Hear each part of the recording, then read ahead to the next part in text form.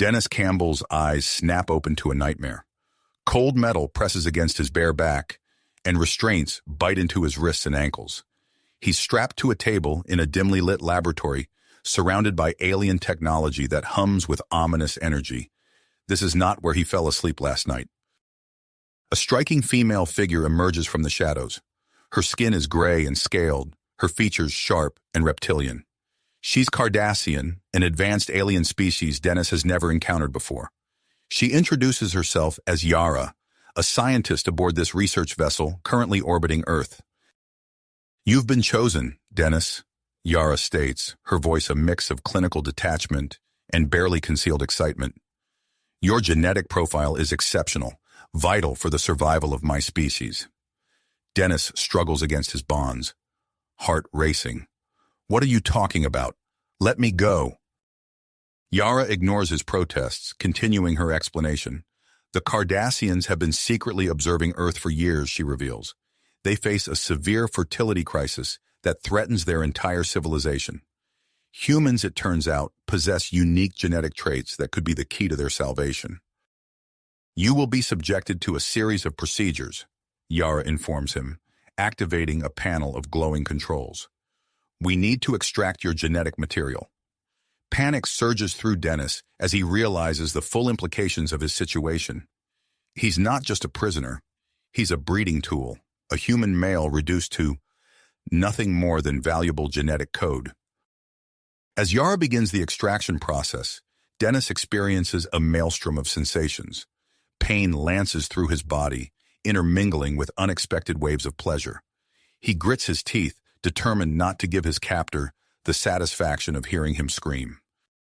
Yara's eyes widen as she monitors his vital signs. "Fascinating," she murmurs, adjusting the parameters of the alien technology. "Your resilience is remarkable." The intensity of the procedure increases, and Dennis finds himself lost in a haze of agony and ecstasy. Through the fog of sensation, he becomes aware of a growing connection between himself and the Cardassian scientist. It's more than Stockholm Syndrome. There's a genuine attraction building, much to his confusion and shame. As the first extraction session concludes, Yara's expression is one of triumph and wonder. "This is beyond our wildest expectations," she breathes, examining the collected genetic material. "You may very well be the key to saving my entire species, Dennis Campbell." A cold dread settles in Dennis's stomach as he realizes this is far from over. Yara's plans have changed. He's no longer a one-time donor, but a long-term subject. The implications are staggering, not just for him, but for the future of human-Cardassian relations. Outside the laboratory, the Cardassian ship buzzes with activity. News of the successful extraction spreads rapidly, igniting fierce debates among the crew. Some view humans as mere resources to be exploited, while others grapple with the ethical implications of their actions. Unbeknownst to the aliens, their presence hasn't gone unnoticed. Back on Earth, governments scramble to respond to the detection of the alien vessel. As military forces mobilize and diplomats argue, the stage is set for a potential confrontation that could reshape the galaxy. Trapped in the sterile confines of the Cardassian laboratory, Dennis Campbell finds himself at the center of a brewing interstellar storm.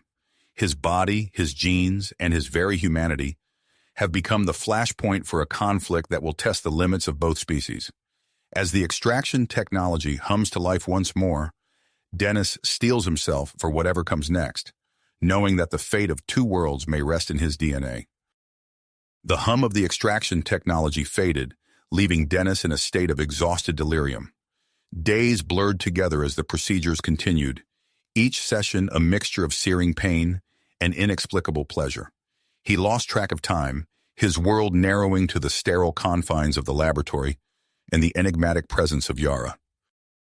To his surprise, Yara began spending more time with him between extractions. Her initial clinical detachment gave way to genuine curiosity about her human subject. "Your resilience continues to impress me, Dennis," she said one day, her scaled fingers dancing over a control panel. "I'd like to understand more about you." Thus began an unexpected cultural exchange. Yara taught Dennis about Cardassian society, their complex social hierarchies, and the intricacies of their technology. Dennis, in turn, found himself sharing stories of Earth, explaining human customs and beliefs. "Your species is fascinating," Yara mused, her reptilian eyes gleaming with interest. "So adaptable, so diverse." Dennis couldn't help but feel a growing connection to his captor. Her enthusiasm for learning was infectious, and he found himself looking forward to their conversations. It was during one of these talks that they discovered a shared passion for music.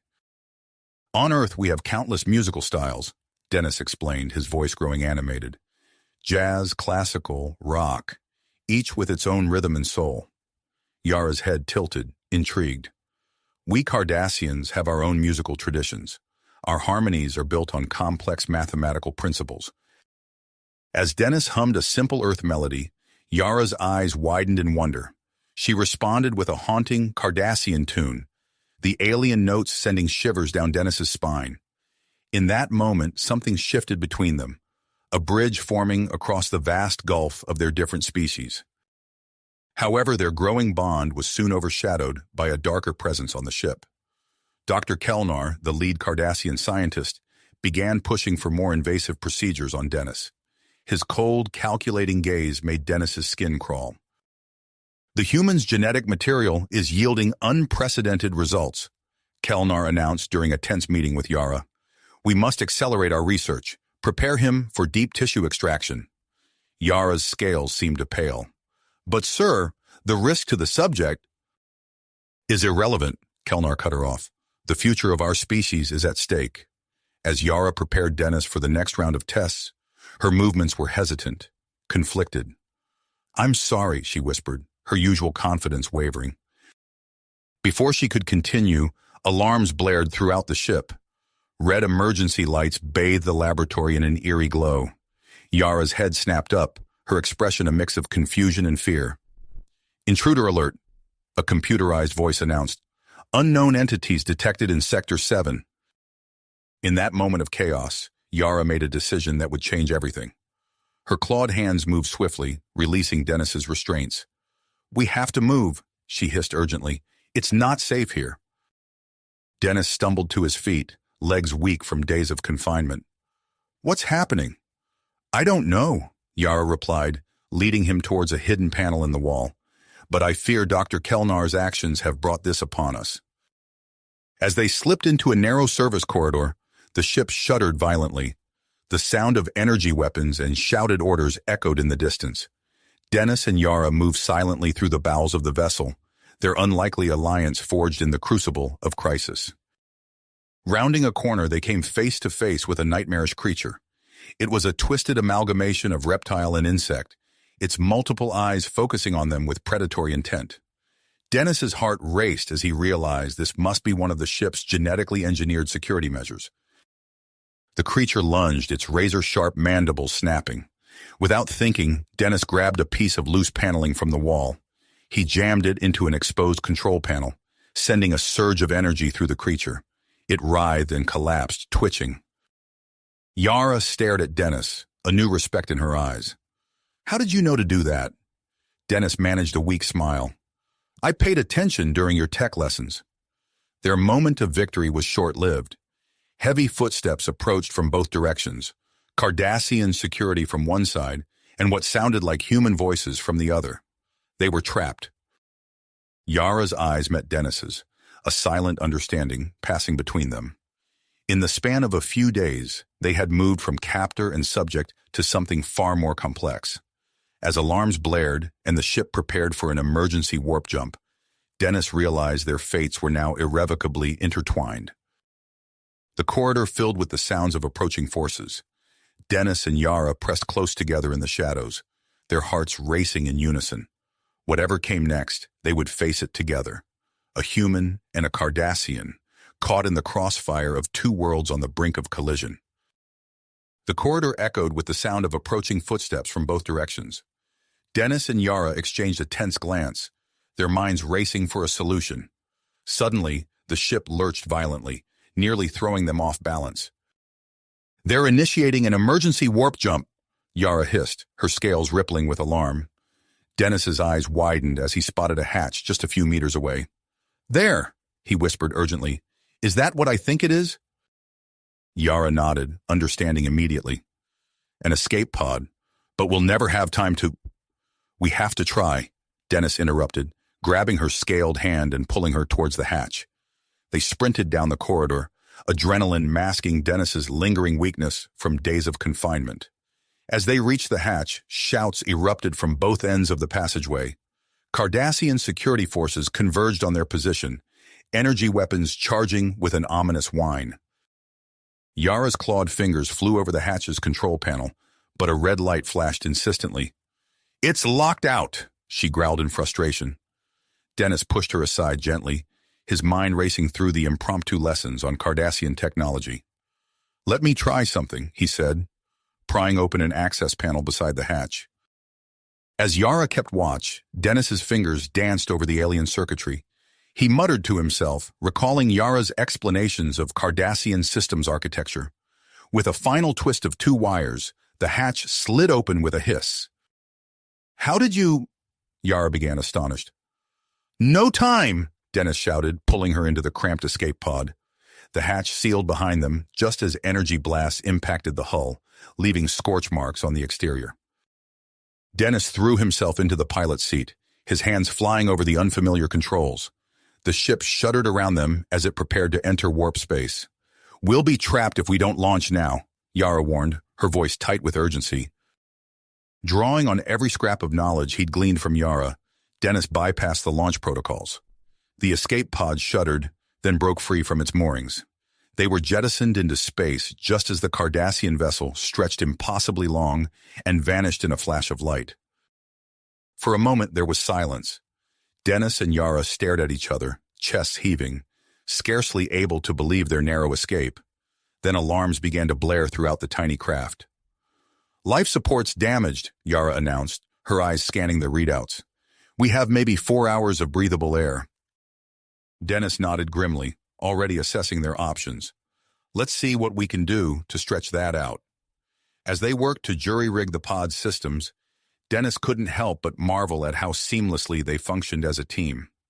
Yara's expertise in Cardassian technology complemented his human intuition and problem-solving skills. "Try rerouting power from the long-range sensors," Dennis suggested. "We won't need them if we're staying in Earth's orbit." Yara nodded approvingly. "Clever thinking. That should buy us another hour at least." As they worked side by side in the confined space, their bodies often brushing against each other, Dennis became acutely aware of the growing tension between them. It wasn't just the life-or-death situation. There was something more, an undeniable connection that had formed during his captivity. "Yara," he said softly, pausing in his work. "I never thought I'd say this, but I'm glad you're here with me." The Cardassian scientist met his gaze, her reptilian features softening. "As am I, Dennis. You've shown me that humans are far more than just test subjects. You're remarkable." Their faces drew closer, the air between them electric with possibility.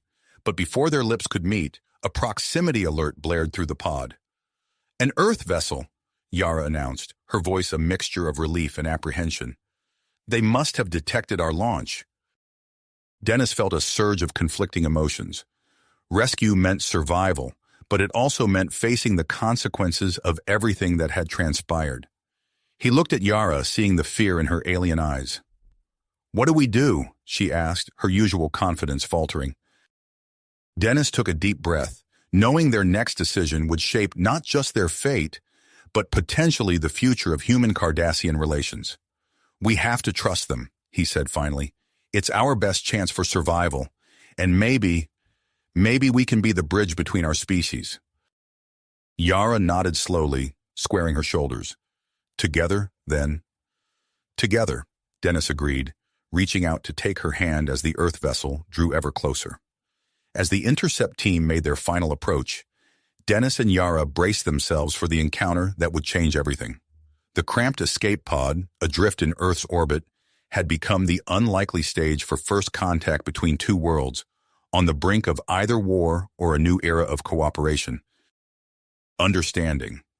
The tension in the cramped pod was palpable as the Earth vessel's tractor beam locked onto them, drawing them inexorably closer. Dennis took a deep breath, steadying himself. Yara, we need to be completely transparent with them. It's our best chance. Yara nodded, her scaled fingers intertwining with his. I trust your judgment, Dennis. We'll face this together. As the pod was pulled into the shuttle's docking bay, Dennis and Yara exchanged one last look of solidarity before the hatch hissed open. They were immediately greeted by the business end of several pulse rifles, held by stern-faced soldiers in Earth Alliance uniforms. Step out slowly, hands where we can see them, a commanding voice ordered. Dennis complied, his legs wobbling slightly as he emerged. He raised his hands, acutely aware of Yara's presence behind him. My name is Dennis Harker. I'm an Earth citizen. This is Yara, a Cardassian scientist. We're not here to harm anyone. The soldier's eyes widened at the sight of Yara, their weapons trained on her reptilian form. A woman in a commander's uniform stepped forward, her features strikingly similar to Dr. Eva Chen's. I'm Commander Sarah Chen, she announced, her gaze flicking between Dennis and Yara. You're both to be considered under protective custody until we can verify your identities and intentions. Dennis nodded, relieved by the commander's measured tone. We understand. We're here voluntarily and willing to cooperate fully. As they were escorted to a secure section of the shuttle, Dennis couldn't help but notice the mix of fear and curiosity in the crew's eyes. He realized that for most of them, this was their first encounter with a living, breathing Cardassian. The journey back to Earth was tense but uneventful. Dennis and Yara were kept in separate holding areas, though they were allowed brief supervised interactions. During these moments, they exchanged reassuring glances, their unspoken bond growing stronger in the face of uncertainty. Upon landing, they were swiftly transported to a hidden facility deep in the Nevada desert. The complex, a maze of sterile corridors and high-tech laboratories, would become their new home for the foreseeable future. Dr. Eva Chen was waiting for them, her face a mask of professional detachment as she greeted her sister. Commander, thank you for bringing them in safely. I'll take it from here. As Dennis was led to a medical examination room, he caught a glimpse of Yara being escorted in the opposite direction. The sight of her surrounded by wary human guards made his heart clench, but he forced himself to focus on the task at hand. The debriefing process was exhaustive. For hours, Dennis recounted every detail of his captivity, his voice growing hoarse as he described the Cardassian experiments and his unlikely alliance with Yara. Dr. Chen listened intently, her fingers flying across a datapad as she recorded his testimony. Your experience is unprecedented, Mr. Harker, Dr. Chen said, her eyes gleaming with scientific curiosity. The data you've provided could be the key to understanding Cardassian biology and technology. Dennis leaned forward, his expression earnest. Dr. Chen, I need you to understand something. Yara isn't just a test subject or a source of information. She risked everything to help me escape. She's my friend. Dr. Chen's eyebrows rose slightly, but she nodded. I see. Well, rest assured, we'll treat her with all due respect and care. Now, if you'll excuse me, I need to begin analyzing the genetic data you've brought us. As the days passed, Dennis found himself settling into a routine within the facility. He was given comfortable, if sparse, living quarters adjacent to Yara's. Though they were kept under constant surveillance, they were allowed to spend time together under supervision. During these moments, Dennis and Yara's relationship deepened. They shared stories of their respective worlds, their conversations a blend of cultural exchange and personal connection. Dennis found himself captivated by Yara's intellect and her growing understanding of human emotions. One evening, as they sat in a common area, Yara's scaled hand brushed against Dennis's. I never imagined I could feel this way about a human, she confessed, her voice low. You've changed everything for me, Dennis. Before he could respond, alarms blared throughout the facility. Commander Chen's voice came over the intercom, urgent and tense. All personnel to battle stations. We have multiple impacts on our satellite network. Cardassian vessel detected in high Earth orbit. Dennis and Yara exchanged alarm glances. The fragile peace they had been nurturing was suddenly threatened by the actions of Yara's former colleagues. As chaos erupted around them, Dennis made a decision. He turned to the nearest guard, his voice firm with purpose. I need to speak with your superiors immediately. I think I can help. The guard hesitated, then nodded, leading Dennis and Yara towards the command center. As they walked, Dennis's mind raced with possibilities. He knew that the next few hours would be crucial, not just for Earth's safety, but for the future of human-Cardassian relations. Together, they stepped into the heart of Earth's defense operations, ready to face whatever challenges lay ahead. The fate of two worlds now rested, in part, on the unlikely bond between a human captive and his Cardassian savior. As Dennis and Yara entered the command center, the atmosphere crackled with tension. Monitors displayed a vivid array of data streams and satellite imagery, painting a grim picture of the unfolding crisis. General Steele, a grizzled veteran with piercing blue eyes, turned to face them. "Mr. Harker, I hope you have something useful for us. We're running out of options." Dennis nodded, his mind racing. "Sir, I believe I can help navigate their defenses. During my captivity, I learned a great deal about Cardassian systems." The general's eyebrows rose slightly. "And you're certain this information is accurate?" "As certain as I can be," Dennis replied, his voice steady. "I work closely with Yara to escape. We can use that knowledge to our advantage." General Steele considered for a moment, then made a decision. "Very well. We have a stealth ship prepped and ready. You'll join the strike team as an advisor." Dennis felt a mix of relief and apprehension wash over him. He turned to Yara, whose reptilian features were etched with concern. "I'll be fine," he assured her, squeezing her hand. "Keep working with Dr. Chen. We need a long-term solution to prevent this from happening again." Yara nodded, her scales gleaming under the harsh lights of the command center. "Be careful, Dennis, and come back to me." As Dennis was led away to prepare for the mission, Yara found herself face-to-face with Dr. Ava Chen. The scientist's eyes sparkled with hardly restrained excitement. "Your presence here changes everything," Dr. Chen said, her voice low and intense. "With your help, we might be able to solve the Cardassian fertility crisis. Are you willing to work with us?" Yara straightened, her decision made. "Yes. For the sake of both our peoples, I'll do whatever I can." While Yara and Dr. Chen delved into their groundbreaking research, Dennis found himself aboard the stealth ship, surrounded by the elite members of the strike team. Major Jack Harper, a man whose scarred face spoke of countless battles, eyed Dennis warily. "I hope you're as good as they say, Harker," Harper growled. "We're counting on your intel to get us through this mess alive." Dennis nodded, forcing down his nervousness. "I'll do my part, Major. Just get us to that ship, and I'll get us inside." The stealth ship sliced through Earth's atmosphere, its advanced cloaking technology rendering it invisible to Cardassian sensors. As they approached the hostile vessel looming in high orbit, Dennis felt a familiar surge of adrenaline. "There," he said, pointing to a seemingly innocuous section of the Cardassian ship's hull. "That's our way in. It's a maintenance access point, rarely used and poorly guarded." Major Harper nodded approvingly. "Good work, Harker. Pilot, take us in." The docking procedure was tense, but successful.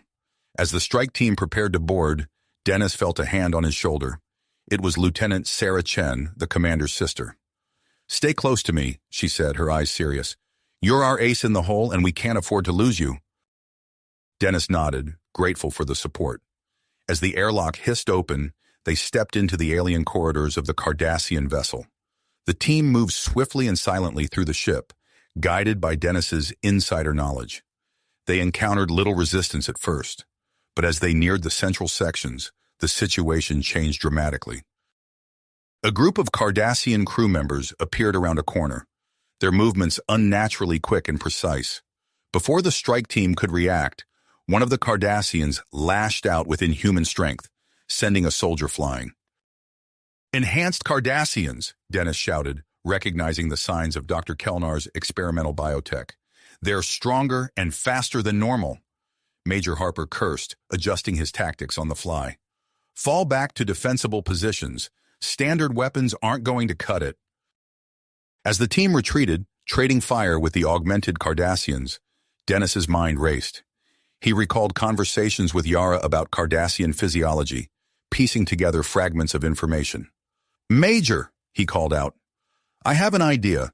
Their enhancements might have made them vulnerable to certain sound frequencies.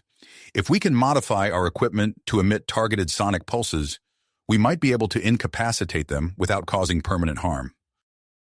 Harper considered for a split second, then nodded. Do it. Chen, help him rig something up. The rest of us will hold them off. Working feverishly, Dennis and Lieutenant Chen modified their communication devices to emit the disruptive frequencies. As the enhanced Cardassians closed in, Dennis activated the makeshift sonic weapon. The effect was immediate and dramatic. The augmented Cardassians clutched their heads, their enhanced senses overwhelmed by the targeted sound waves. They collapsed to the ground, incapacitated but alive. "It worked!" Lieutenant Chen exclaimed, her eyes wide with amazement. Major Harper nodded grimly. "Good thinking, Harker. Now let's move. We need to reach the bridge before they can regroup." As they pressed on, Dennis couldn't help but wonder about Yara and the work she was doing back on Earth. Little did he know that at that very moment, Yara was making a decision that would change both their lives forever. In Dr. Chen's laboratory, Yara stood before a group of astonished human scientists and officials. Her voice was steady as she made her proposal. "I volunteer to carry the human Cardassian hybrid embryo," she declared. "It's the only way to prove beyond doubt that our species are compatible." Dr. Chen's eyes widened. "Yara, are you sure?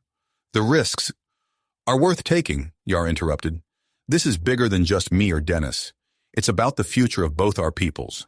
As the implications of Yara's offer sank in, Dennis and the strike team were fighting their way through the last of Dr. Kelnar's defenses.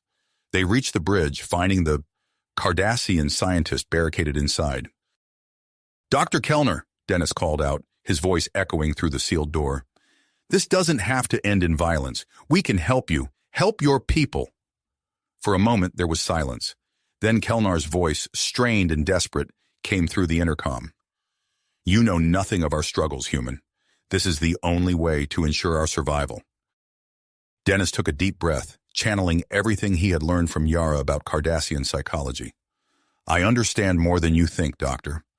I've seen the pain your people are going through. But this isn't the answer. Together, we can find a real solution." As Dennis continued to reason with Kelnar, the tension on the bridge was palpable. Major Harper's hand hovered near his weapon, ready to act if negotiations failed. But Dennis pressed on, his words slowly chipping away at Kelnar's tenacity. Finally, after what seemed like an eternity, the bridge door slid open. Dr. Kelnar stood there, his scaled features a mask of exhaustion and defeat. Perhaps you're right," he said quietly. "We've lost our way in our desperation."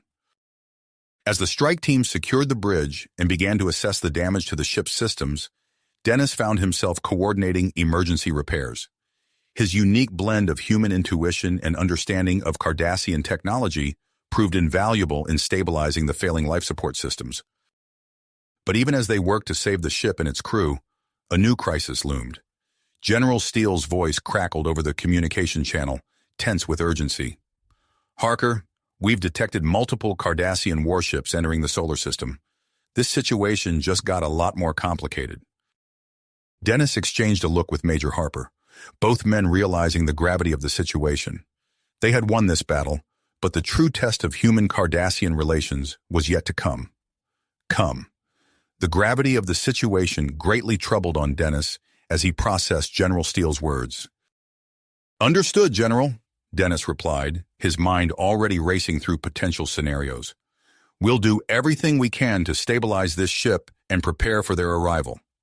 Major Harper nodded grimly. "All right, people, we've got work to do. Let's get this bucket operational and ready for whatever comes next." The next few hours passed in a blur of activity. Dennis found himself at the heart of the operation, guiding human technicians through the intricacies of Cardassian systems. His unique knowledge proved invaluable as they worked to repair critical components and establish a secure communication link with Earth. "No, not that circuit," Dennis explained to a frustrated technician. "Cardassian ships use a triadic power distribution system. You need to reroute through the secondary nodes first." As they worked, Dennis couldn't help but marvel at the strange turn his life had taken. Just weeks ago, he had been a prisoner on this very ship. Now he was instrumental in its repair, and potentially in forging a new chapter in human-Cardassian relations. A sudden commotion near the medical bay drew Dennis's attention. Dr. Kelnar, still under guard, had collapsed, his scaled body convulsing violently. "He's having some kind of seizure," one of the human medics called out. "Our sedatives aren't working." Dennis rushed over, his mind racing. He recalled conversations with Yara about Cardassian physiology, piecing together fragments of information. "Their nervous system responds differently to stress," Dennis explained quickly. "We need to stabilize his neurotransmitter levels. There should be a set of vials in the medical storage unit labeled calcinine. It's their equivalent of a neural stabilizer." The medic looked skeptical, but followed Dennis's instructions. Within moments, Kelnar's convulsions began to subside. As the crisis passed, Dennis's communicator chirped. It was a secure channel from Earth. Dr. Eva Chen's face appeared on the small screen, her expression a mix of excitement and concern. "Dennis, we've made a breakthrough," she said, her voice low. "Yara.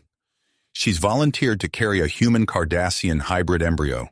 The procedure was successful, but there are risks. She's insisting on joining your mission despite our medical concerns." Dennis felt his heart skip a beat. The implications of what Eva was saying were staggering. "Is she all right? Are you sure it's safe for her to travel?" Eva's expression softened slightly. "We're preparing a specialized medical pod for her. It's not ideal, but she's adamant about being there. She believes her presence could be crucial for the diplomatic efforts."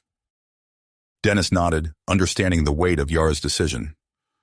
"All right, we'll be ready for her. And Eva, thank you for everything." As he ended the call, Dennis turned to find Major Harper watching him intently. "I hope you know what you're doing, Harker," Harper said gruffly. "This situation is complicated enough without adding a pregnant Cardassian to the mix." Dennis met the Major's gaze steadily. "She's more than just a pregnant Cardassian, sir. She might be the key to preventing a war." Before Harper could respond, alarms blared throughout the ship. A young lieutenant rushed onto the bridge, his face pale.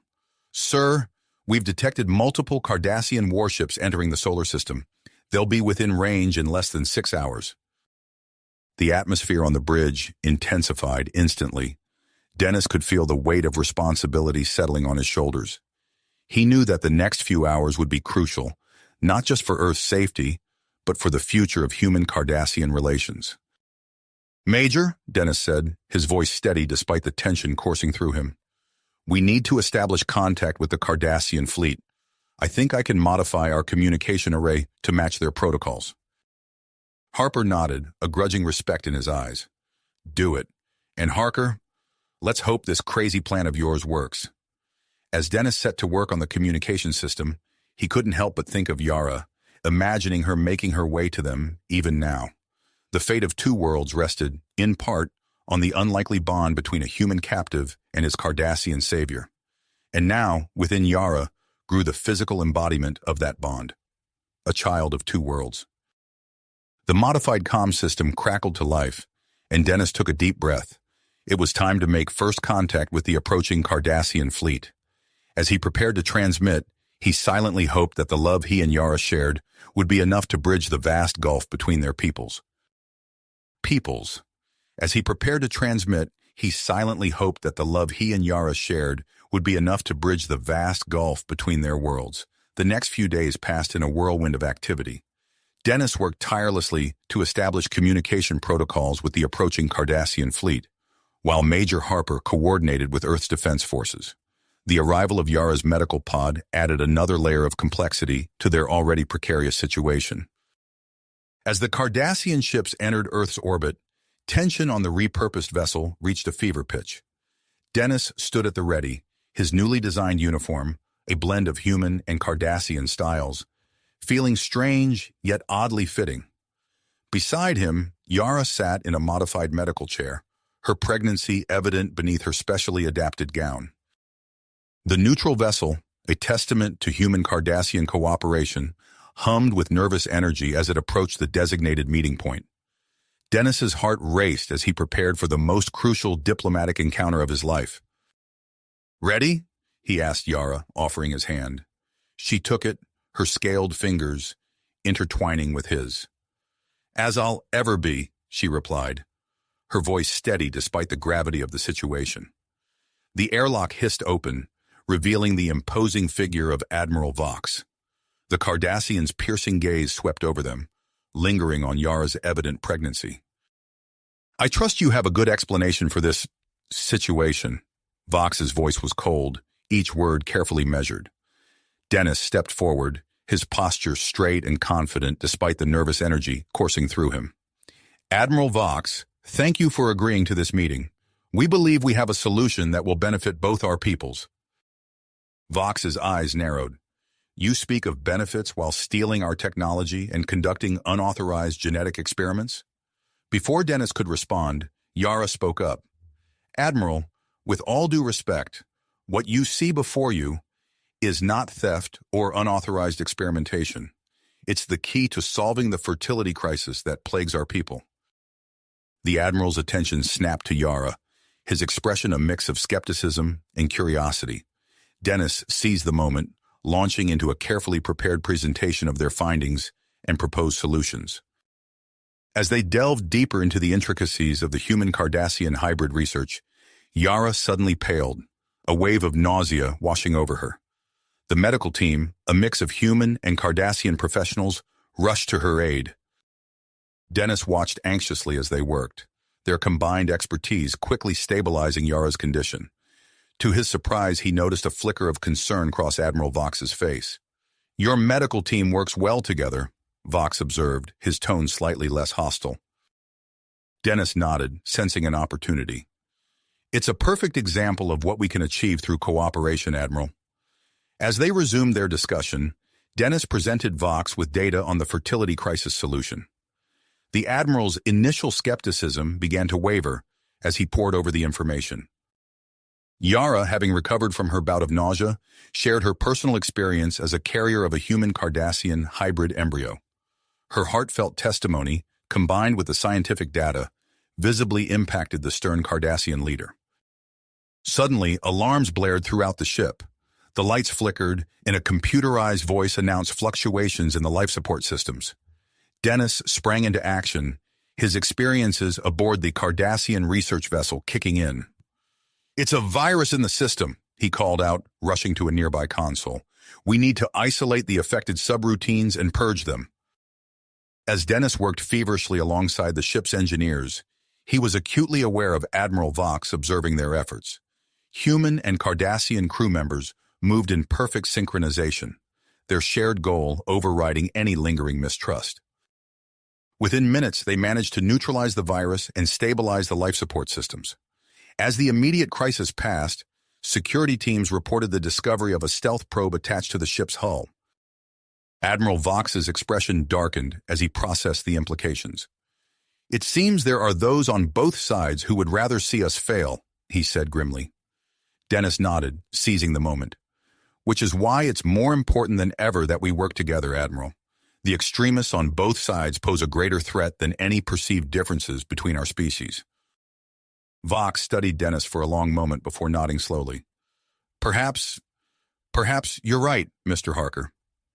As the diplomatic meeting drew to a close, a tentative agreement for further collaboration between humans and Cardassians was reached. Admiral Vox, his previous convictions shaken by the day's events, agreed to support the fertility crisis solution research and advocate for peaceful relations with Earth. As Dennis and Yara prepared to board the shuttle back to Earth, Dennis's communicator chirped. Dr. Ava Chen's face appeared on the screen, her expression a mix of excitement and concern. Dennis, we've detected an anomaly in Yara's embryo scans, she said, her voice low. We're not sure what it means yet, but it could have significant implications for both species. Dennis exchanged a look with Yara, both of them feeling the weight of this new development. As they boarded the shuttle, their minds raced with possibilities and concerns. From the command deck of his flagship, Admiral Vox watched the shuttle depart. His previous certainties had been shaken to the core, replaced by a cautious hope for the future. As the shuttle streaked towards Earth, Dennis held Yara's hand, their fingers intertwined.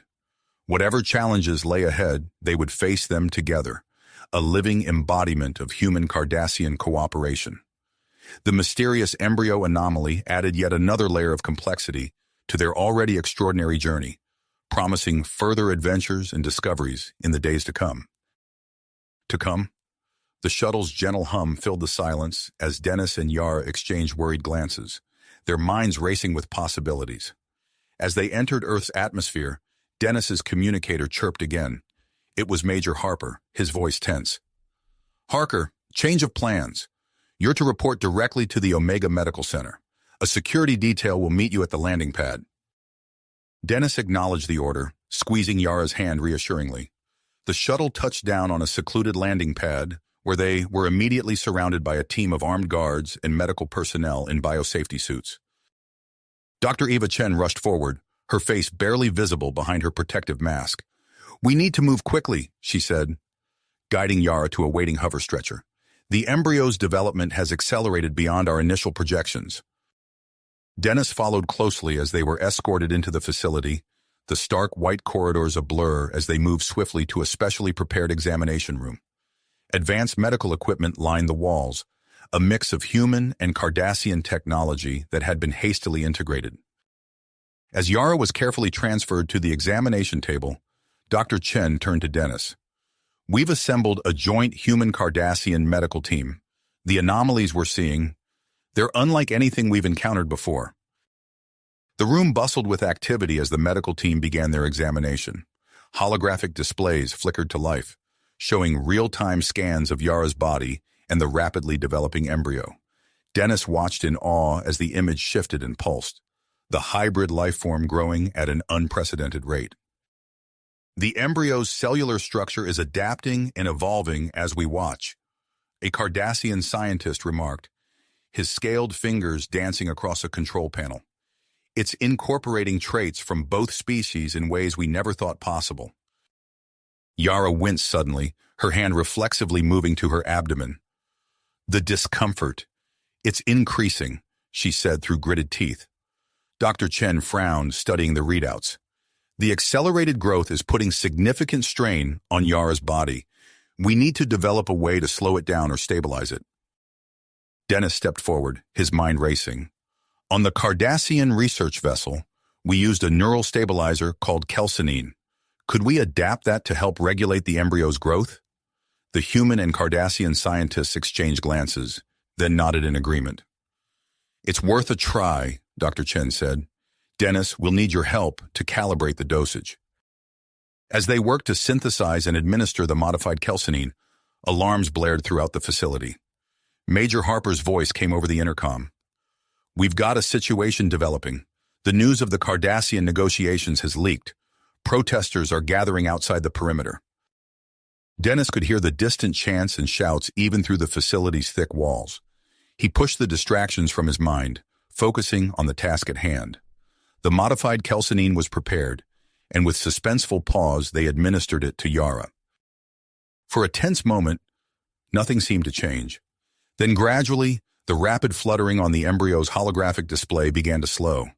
Yara's tightened features relaxed slightly, and she let out a soft sigh of relief. "It's working," Dr. Chen said, her voice filled with cautious optimism. "The growth rate is stabilizing, but we're not out of the woods yet. We need to monitor this closely." As the medical team continued their work, Dennis's communicator buzzed. It was General Steele, his face grim. "Harker, I need you to report to the Emergency Council session immediately. The world leaders are debating our next steps with the Cardassians, and we need your first-hand account." Dennis hesitated, looking at Yara. She nodded weakly. "Go," she said. "I'll be all right here. They need you to make them understand." With a heavy heart, Dennis left the medical facility, escorted by a security detail through a sea of protesters. Signs waved in the air, some welcoming the alien visitors, others demanding their immediate departure. The cacophony of voices filled the air, a mix of fear and excitement palpable in the crowd. Inside the council chambers, Dennis found himself facing a panel of world leaders, their faces etched with concern and curiosity. General Steele stood at attention, having just finished his report. "Mr. Harker," one of the council members began, "you've had more direct contact with the Cardassians than anyone else on Earth. In your opinion, can we trust them? Are we opening ourselves up to potential conquest?" Dennis took a deep breath, choosing his words carefully. The Cardassians, like us, are driven by a need to survive and thrive. The fertility crisis they face is real, and it's pushing them to seek solutions beyond their own borders. But in my experience, they are not conquerors. They are scientists, explorers, and yes, potential allies. He went on to describe the cooperation he'd witnessed aboard the Cardassian vessel, the shared scientific discoveries, and the potential benefits of combining their technologies. As he spoke, he could see the expressions of the council members shifting, skepticism giving way to cautious interest. Suddenly, an aide burst into the chamber, his face pale. "Urgent news from the Omega Medical Center," he announced. "There's been a complication with the hybrid embryo. They're requesting Mr. Harker's immediate return." Dennis's heart raced as he rushed back to the medical facility, his mind filled with worry for Yara and their unborn child. As he entered the examination room, he was met with a scene of controlled chaos. The medical team worked feverishly, their faces masks of concentration. Dr. Chen looked up as Dennis entered, her eyes wide with a mix of concern and excitement. "The embryo," she said, her voice barely above a whisper. "It's producing a compound we've never seen before. Something that could change everything." Dennis moved to Yara's side, taking her hand as they both turned to look at the holographic display. The image of their child flickered and pulsed, surrounded by a swirling aura of data that held the potential to reshape the future of two worlds. Species. The implications were staggering, but before Dennis could fully process this information, Yara's body convulsed violently on the examination table. Alarms blared as her vital signs plummeted. Dr. Chen's face paled as she barked orders to her team. "We're losing her! Prepare the emergency stasis field!" Dennis watched in horror as Yara's skin began to mottle, patches of Cardassian scales erupting alongside her human flesh. Her body writhed, internal organs shifting to accommodate the rapidly expanding uterus. "The embryo's growth is accelerating beyond our projections," a Cardassian scientist called out, his fingers flying over a control panel. "It's putting immense strain on her system." Dr. Chen turned to Dennis, her eyes wide with a mix of fear and purpose. "We need to stabilize both Yara and the embryo. Your knowledge of Cardassian physiology could be crucial. Are you up for this?"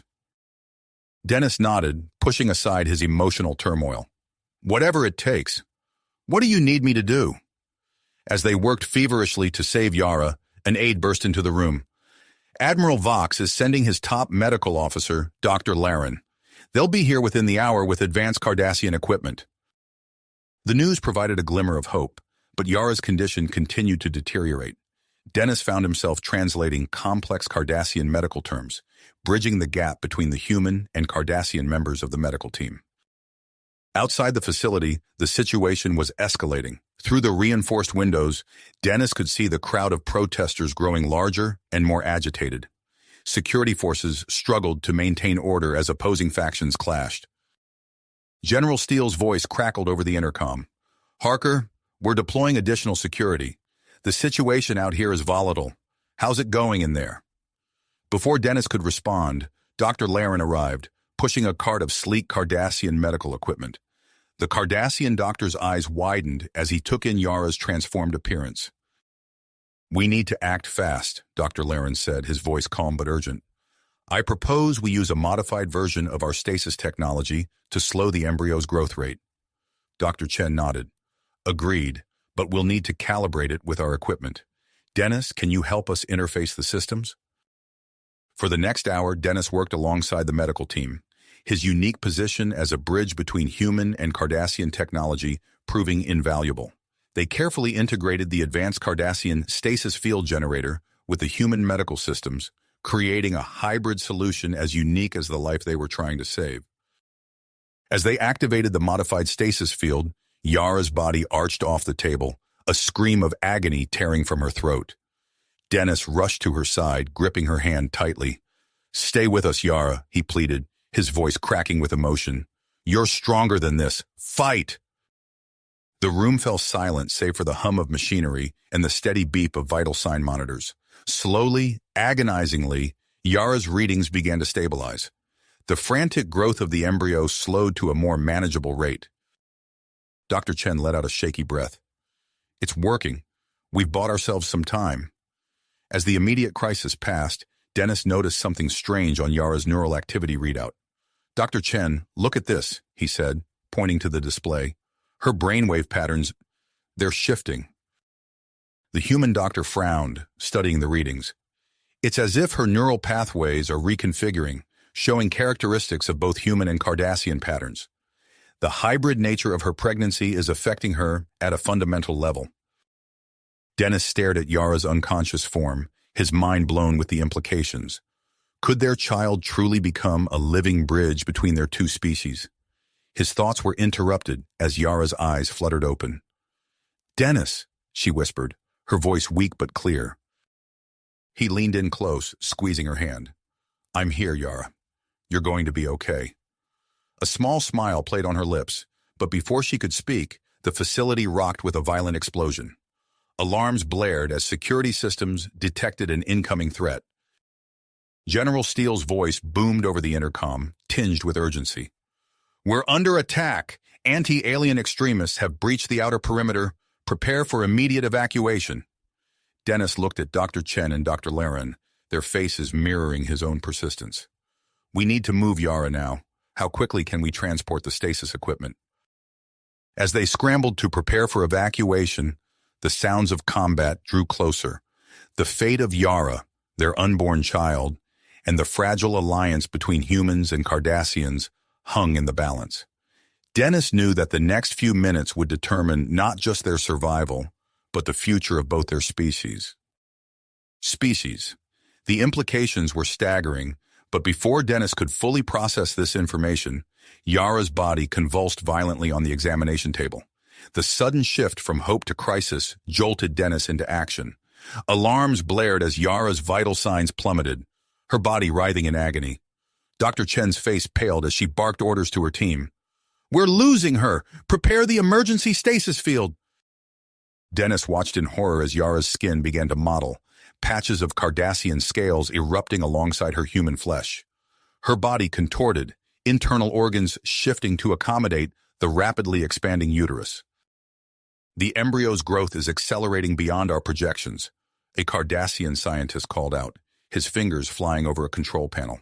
"It's putting immense strain on her system." Dr. Chen turned to Dennis, her eyes wide with a mix of fear and commitment. "We need to stabilize both Yara and the embryo.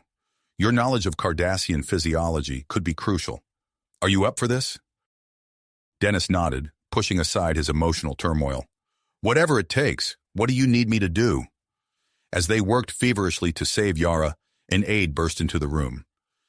"Admiral Vox is sending his top medical officer, Dr. Laren. They'll be here within the hour with advanced Cardassian equipment." The news provided a glimmer of hope, but Yara's condition continued to deteriorate.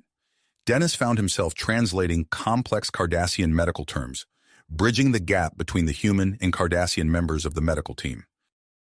Outside the facility, the situation was escalating.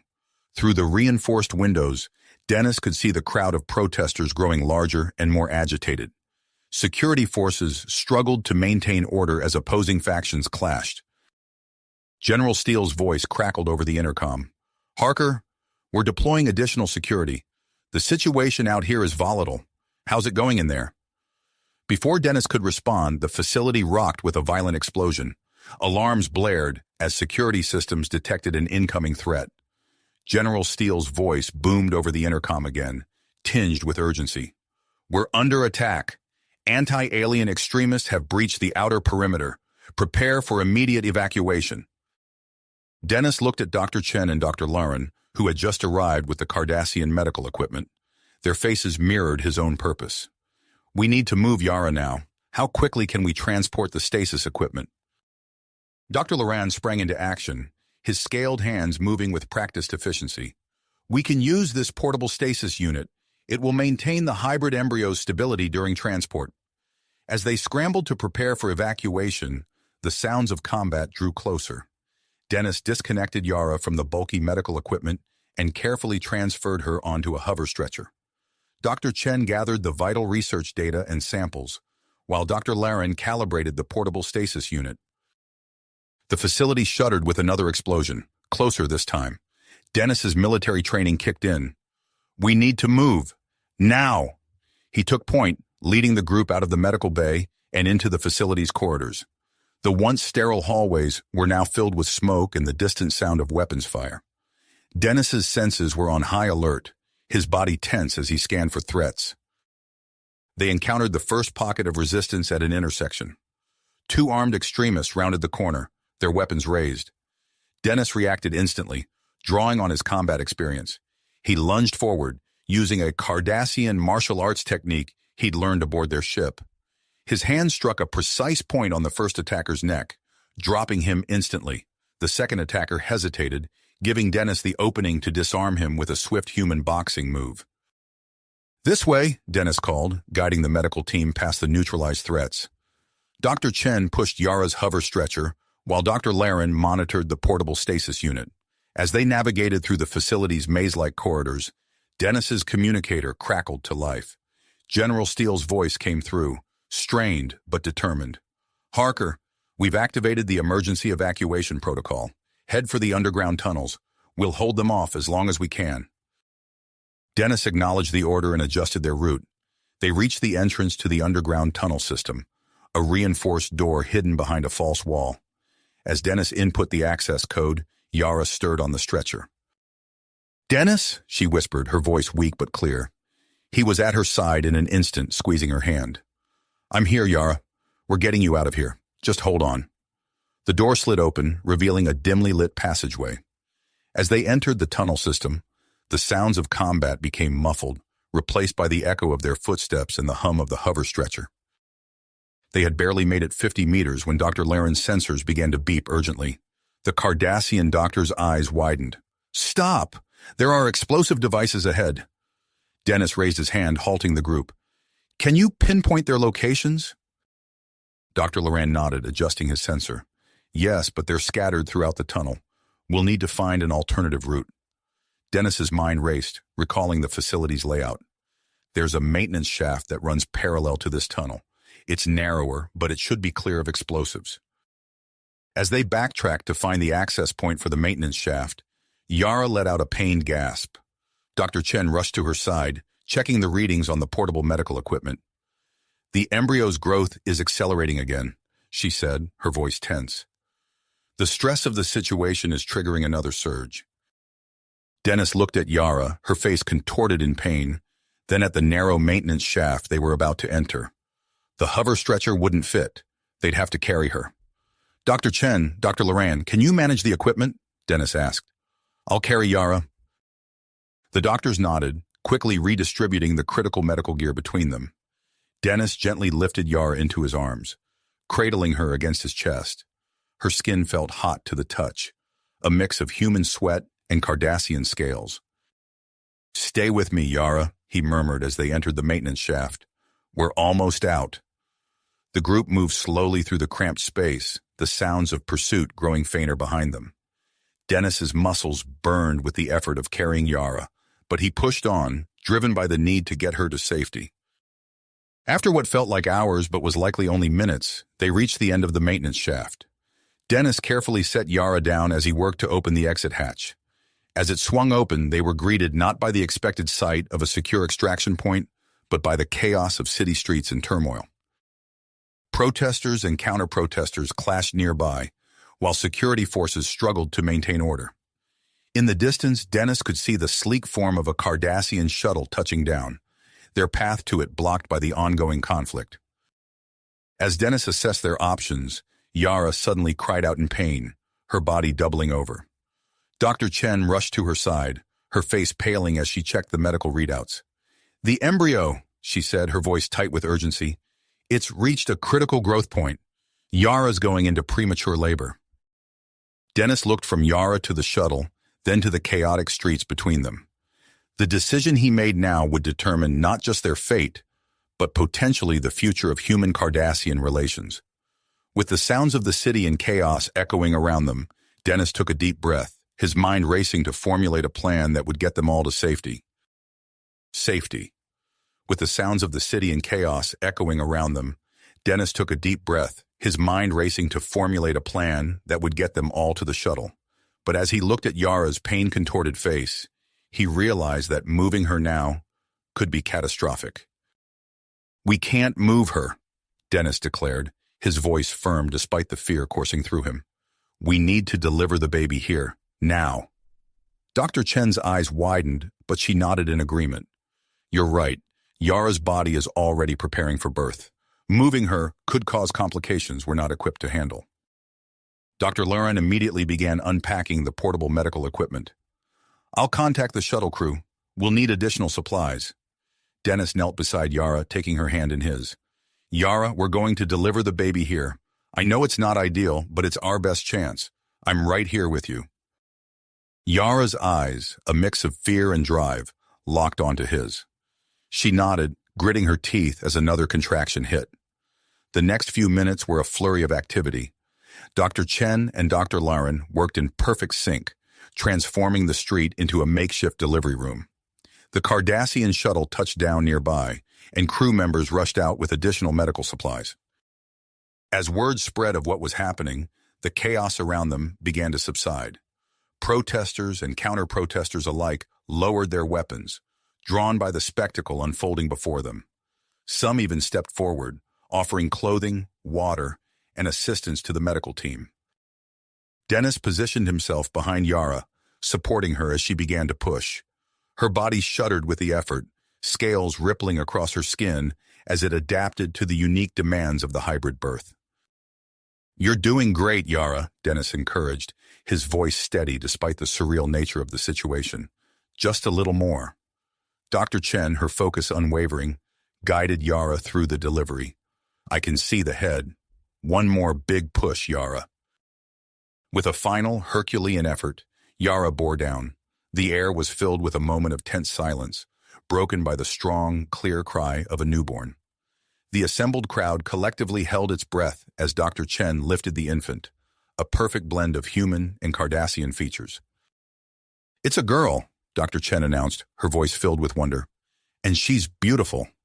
The baby's skin showed a subtle pattern that combined human and Cardassian textures. Her eyes, when they briefly opened, displayed an uncanny ability to adjust to the changing light conditions. Dr. Loran quickly examined the newborn, his expert hands gentle as he checked her vital signs. "Remarkable," he muttered. "Her physiology is unlike anything I've ever seen. The potential here is extraordinary."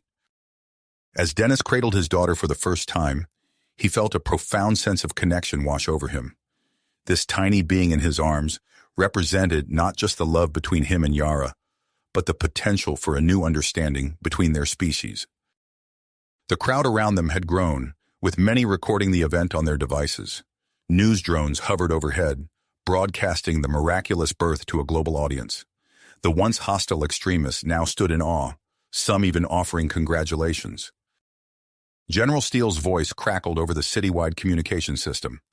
"Citizens of Earth, what we have witnessed today is nothing short of miraculous. This child, born of human and Cardassian parents, represents the potential of our cooperation. I call on all of you to lay down your arms and embrace this new era of understanding." As if in response to the general's words, the sounds of conflict throughout the city began to fade. Dennis could see people embracing, former enemies helping one another up from the ground. Dr. Chen approached Dennis, her face serious. "We need to get Yara and the baby to a proper medical facility. They both need comprehensive care after such an unusual birth." Dennis nodded, carefully handing the baby back to Dr. Laren. He turned to help Yara onto a hover stretcher, noting with relief that her vital signs were stabilizing. As they prepared to board the shuttle, a group of local citizens approached. An older woman stepped forward, her eyes brimming with tears. "Thank you," she said, her voice thick with emotion. "What happened here today, it's changed everything. You've given us hope." Dennis was momentarily speechless, the weight of the moment settling on his shoulders. He managed a nod before turning back to Yara and their child. The shuttle took off smoothly, leaving behind a city transformed. As they flew towards the specialized medical facility, Dennis watched the unrest below, visibly calming. Streets that had been battlegrounds were now filling with people coming together, the first tentative steps towards a new understanding. Inside the shuttle, Yara stirred, her eyes finding Dennis.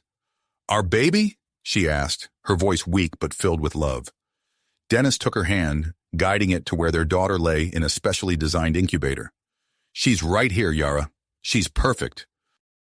As the shuttle approached the medical facility, Dennis's communicator buzzed. It was a message from General Steele, marked urgent. Dennis read it quickly, his eyes widening at the contents. What is it? Yara asked, noting his expression. Dennis looked at Yara, then at their sleeping daughter. Earth's leaders and Admiral Vox want to meet with us as soon as you're well enough, he explained. They're calling it the first step towards a new era of human-Cardassian relations. The implications of this request hung in the air as the shuttle began its descent. Dennis knew that their lives had changed irrevocably, their small family now at the center of a galactic shift. As they touched down at the medical facility, he squeezed Yara's hand, ready to face whatever challenges lay ahead. Ahead as they prepared for the challenges that awaited them. The implications of General Steele's message burdened immensely on Dennis's mind as the shuttle touched down at the medical facility. Over the next few days, Dennis barely left Yara's side as she and their daughter underwent a series of comprehensive medical examinations. Dr. Chen and Dr. Lauren worked tirelessly, analyzing every aspect of the hybrid child's unique physiology. Their findings were nothing short of revolutionary. The child's cellular structure is adapting at an unprecedented rate, Dr. Chen explained during one of their briefings. She's developing immunities to diseases that affect both humans and Cardassians. Dr. Loran nodded in agreement. And her brain activity, it's off the charts. We're seeing synaptic connections forming at a rate I've never encountered before. As Yara's strength returned, discussions about the upcoming meeting with Earth's leaders and Admiral Vox intensified. Dennis found himself in countless video conferences, coordinating security measures and diplomatic protocols. Are you sure you're up for this? Dennis asked Yara one evening, his hand gently stroking their daughter's back as she slept between them. Yara's eyes, filled with a mixture of grit and love, met his. We have to be. This is bigger than just us now. The day of the historic meeting arrived with a palpable sense of anticipation. A specially designed hover transport carried Dennis, Yara, and their child to the conference center in Geneva. As they approached, Dennis marveled at the building's unique architecture, a seamless blend of human and Cardassian design principles. It's beautiful, Yara whispered, her eyes wide as she took in the sweeping curves and intricate patterns etched into the building's exterior.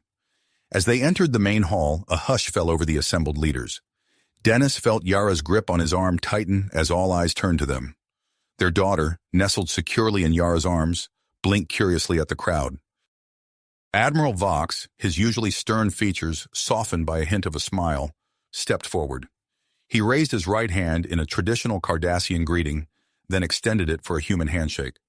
Welcome, he said, his voice carrying across the silent hall.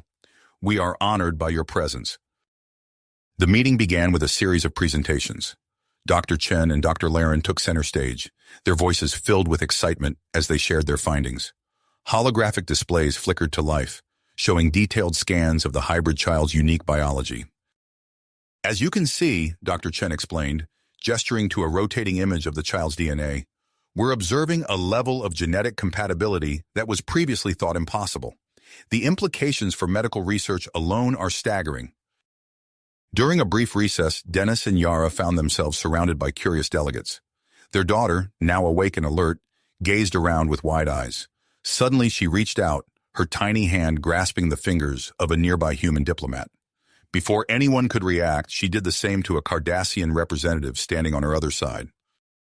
The room fell silent, then erupted in murmurs of awe. Cameras flashed, capturing the moment. Dennis felt a lump form in his throat as he watched his daughter, blissfully unaware of her action's significance, connecting two worlds with her tiny hands.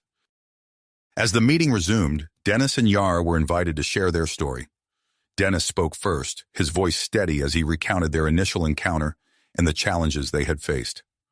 I never imagined I'd find love on a Cardassian ship, he said, his eyes meeting Yara's.